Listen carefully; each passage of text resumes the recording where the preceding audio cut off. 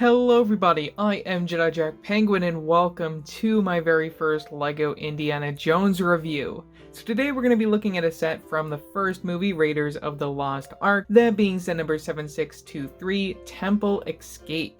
This set includes 554 pieces and originally retailed for $59.99 when it released on January 1st of 2008. Now this is a set that I have wanted for so long. I remember seeing this on shelves at Toys R Us and Barnes & Noble, and I just never got it when I was a kid, and now I finally have it in front of me, and I just have to say I really enjoyed building this the other night while I rewatched the first movie, and even with the new sets that just got revealed, I'm so happy to have this in my collection. Now, as far as how I actually got a hold of this set, I did end up buying it off eBay. I got it for about $70 to $80 last year, and it took me this long to finally get around to building it. I really did hold out, and I'm so happy that I did because I really enjoyed this build. The timing was perfect, and you'll hear me say this a lot during the video that I'm just so happy to have this in my collection. Now, as I did buy this used, I don't have the box. However, I do have both instruction manuals. The set came with 2 instructions.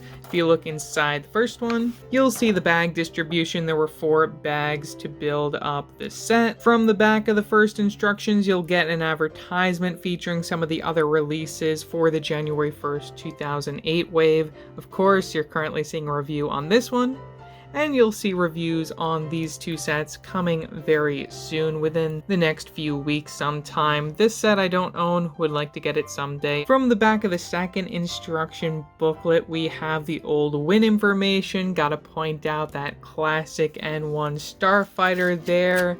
Get your piece count for a page, your LEGO Club advertisement, and another page of piece count leading on to an advertisement for the LEGO Indiana Jones video game coming summer 2008. Absolutely classic video game, have to replay that sometime. And lastly, we have a 2-page spread featuring all the different play features, which we'll go over in the video. No better way to start off our minifigure selection than with Dr. Indiana Jones himself, though this version is no different than 14 others that appear in other sets across the waves. He comes with 2 accessories, one being the classic whip, which is a soft plastic, so you actually get a lot of motion there, which I really love. Get that side handbag piece, which I believe was for the first time in brown in Indiana Jones, so that's pretty cool.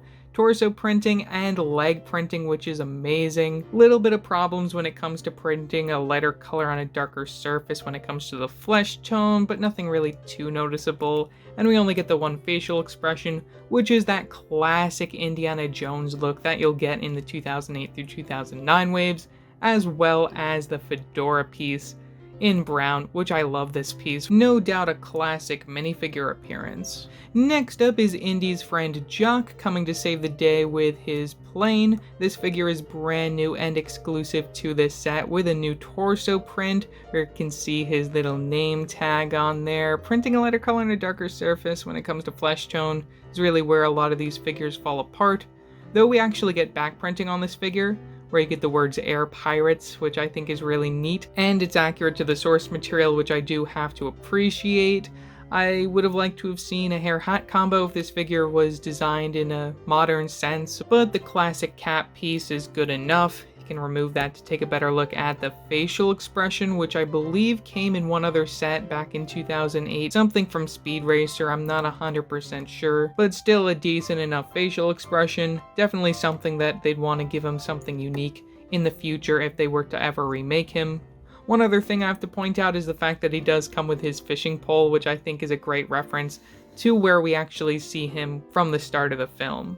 Entering the temple with Indy later to trick him, we have Satipo, who I think turned out alright. Definitely the one that we're getting now in 2023 is much better, but we got a brand new torso print for the time, reused facial expression of the Bruce Wayne face, which I think is absolutely hilarious. Same thing with going with that Harry Potter hairpiece from back in 2001, which I think is just a funny combination. For his accessory, we get one of those dark brown carrot pieces, which is used as the bottom piece of the torch. Really love that piece, such a great color to get the carrot piece in. And we don't get any back printing or double-sided facial expression for this figure. The main villain of this set is Renee Bellick, who I think turned out alright. You get a brand new torso print for his character, and a new recolor for that safari hat piece in that dark tan, which I think works wonders. The dark tan works a lot better in my opinion than the regular tan that you're going to see on the new modern variant. We also get a reused facial expression, which is the Draco Malfoy face from 2007 Hogwarts Castle, which I think is really hilarious. You'll see this reused across other figures in Indiana Jones later on, but I think it works very well in this setting and much better than how they had it for Draco Malfoy. He also comes with a small shotgun for his accessory, and we'll spin him right around just so then you can see no back printing. Now for the last two minifigures included in this set, yes, I have to include them as part of this selection. We happen to get two of these skeletons, which also came in a few other sets around the time period. Pretty simple basic buildup where you get those clip piece connections for the arms and the legs, so you can move the legs nice and easily as well. And we get a simple classic skeleton face print.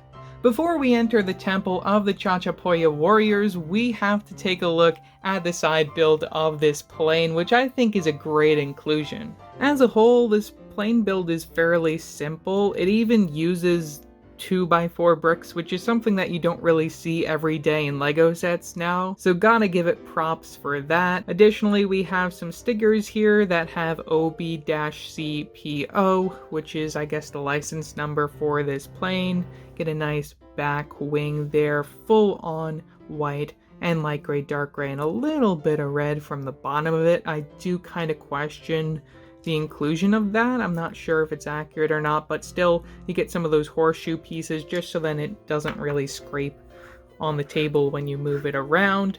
Another really nice feature here is, of course, get a nice spinny propeller from the front. Love that. You get these window frame pieces in dark gray, which I believe is still an exclusive color to this set. And lastly, inside, you get a nice spot to sit your figures, but you also happen to get a really neat reference, which is Reggie the Snake, which is Jock's pet snake. I think it's really great that he's included. You get some nice studded room to sit both Jock as well as Indy within the plane. Only thing I have to mention when it comes to putting Indy inside is the fact that you will have to remove his side bag, as he won't be able to sit down very easily with that still attached to his minifigure.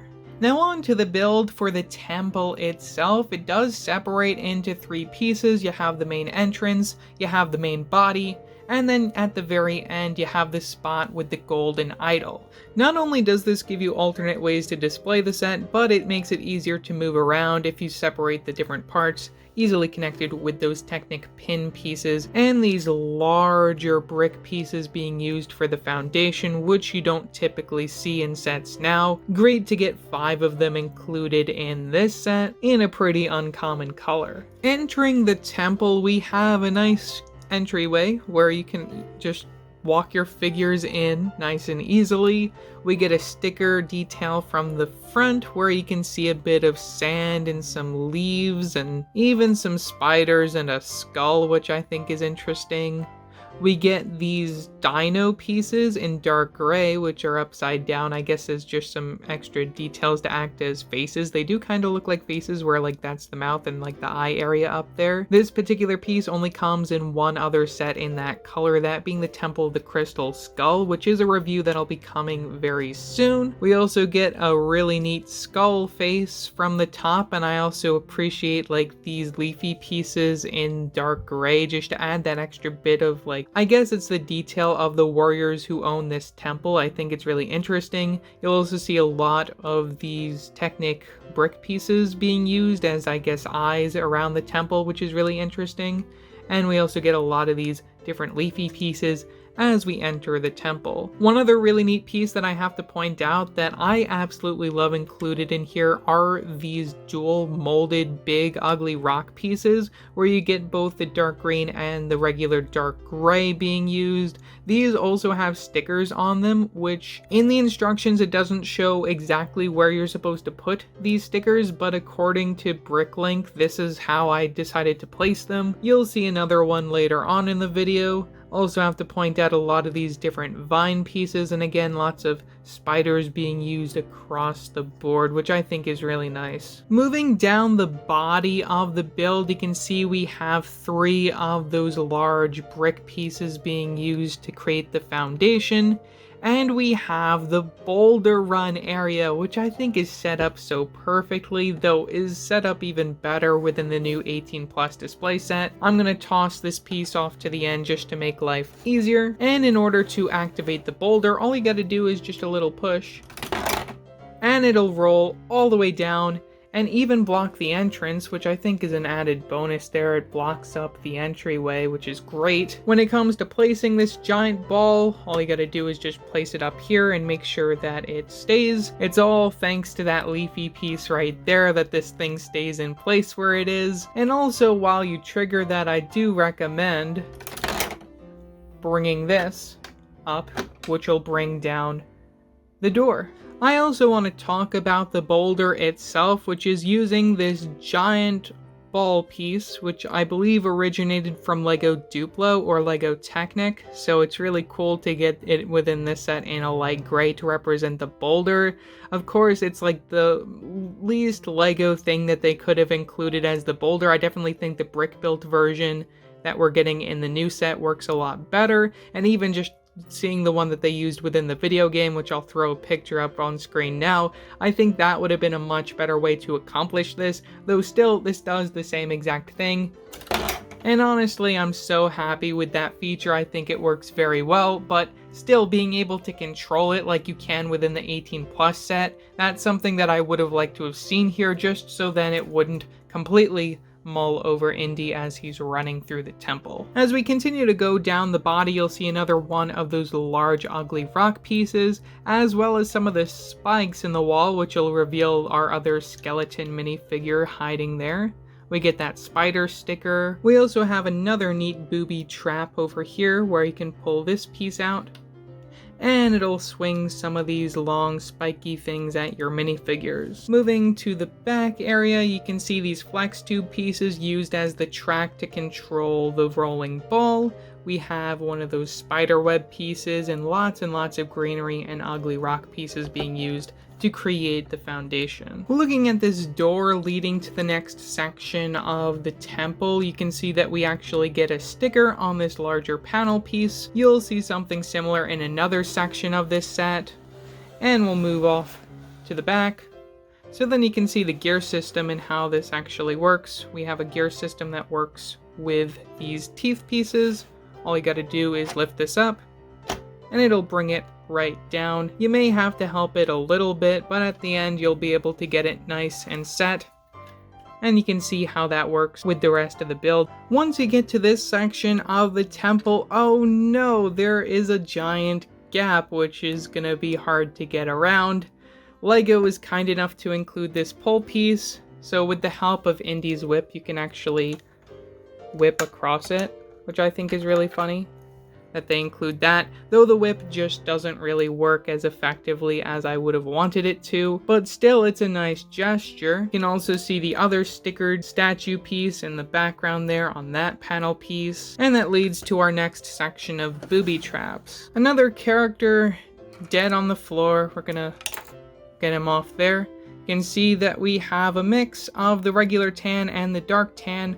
I believe maybe they're supposed to stand on the dark tan in order to actually get across, so that's interesting. You can also see some more of those Technic brick pieces in the background, which have some of these spear pieces. And these are supposed to act like flick fire missiles, where you can slap your hand across it and shoot them out into the distance, never to be found again. I think it's really cool. You can place these anywhere you want, though it shows them placed on the top right side. Another thing I have to show off is another one of those skull faces there, which includes more of those leafy pieces in the dark gray, which I appreciate getting in this set. Now the last section of the build is where the golden idol itself resides, which honestly is a lot more disappointing than I thought it was going to be. I was pretty excited to get to this part, and then when I noticed it was just on that Technic axle with the stud. I was really disappointed just because it doesn't really make sense. You also get a lot of these golden coins around, which maybe you're supposed to pretend to replace them with